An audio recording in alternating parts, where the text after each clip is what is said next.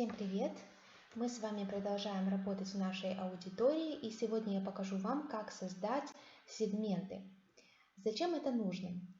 Допустим, вы хотите поделить всю вашу аудиторию на англоговорящих и русскоговорящих. Допустим, одним вы будете отправлять письмо на английском языке, другим на русском. Чтобы это сделать, мы с вами должны создавать сегменты, то есть делить людей на определенные группки.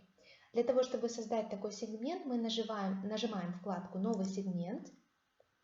И вот тут среди характеристик, которые нам предлагаются, мы выбираем language, язык. То есть язык будет определяющей характеристикой, попадает этот человек в наш сегмент или нет.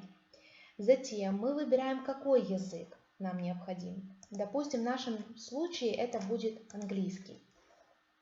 И нажимаем «Просмотреть сегмент». Так, пока что у нас 0 контактов. Мы нажимаем «Сохранить» и вводим, допустим, название англоговорящие. English speakers. Нажимаем «Сохранить». И все, наш сегмент готов. В нем 0 контактов. И чтобы это исправить, мы закрываем эту вкладочку и переходим на первого человека в списке, который будет у нас англоговорящим. Я выбираю первого из нашего списка. Мы здесь видим на этой вкладке всю информацию по поводу нашего подписчика, его имя, фамилию и так далее. И вот тут, в этом блоке, в разделе «Другое», мы видим язык, который на данный момент не определен. Мы нажимаем «Редактировать» и выбираем с выпадающего списка английский. То есть получается человек определен как англоговорящий. Теперь эта информация отображается у него в мини-профиле, скажем так, и он у нас будет автоматически помещаться в сегмент англоговорящих. Давайте создадим еще одного контакта, добавим точнее еще одного контакта.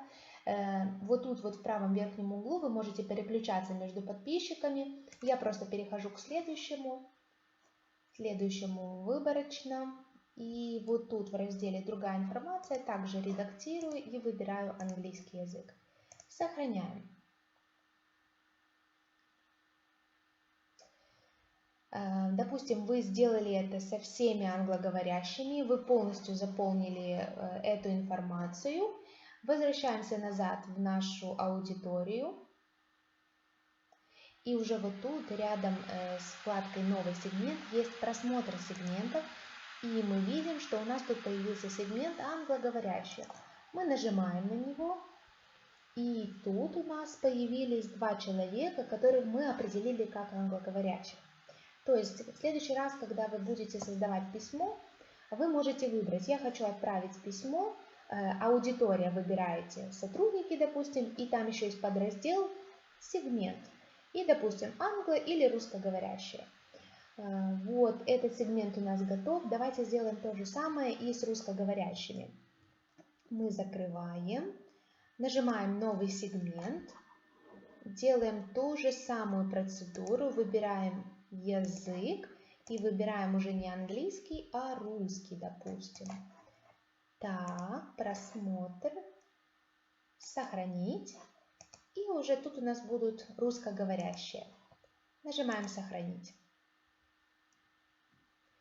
Так, сегмент создан, в нем снова ни одного контакта, поэтому мы идем к нашему основному списку, к нашим контактам. Выбираем человека, который говорит на русском языке. Вы знаете, что он говорит на русском, но в MailChimp пока это еще не определено. Мы в разделе «Другое» выбираем «Редактировать» и снова выбираем русский язык. Сохраняем. То есть получилось, что третьего человека в моем личном списке я определила как русскоговорящего. Давайте сделаем это еще и для 4-го и 5-го человека. Понятное дело, вы выбираете людей, о которых вы знаете, на каком языке они говорят. И уже даете им характеристику: англоговорящий, русскоговорящий и так далее. Не обязательно их делить по сегментам чисто по языковой категории. Вы можете там и по другим разным категориям определять, это уже как вам удобно. Итак, мы сделали это для еще одного сотрудника, якобы сотрудника. Возвращаемся в нашу аудиторию. И вот тут в просмотре сегментов мы видим, что появился список русскоговорящих. И тут тоже два наших новых человечка. Вот так вот мы с вами разделили нашу аудиторию на русско- и англоговорящих. Далее мы с вами рассмотрим, как уже создавать обычное новостное письмо.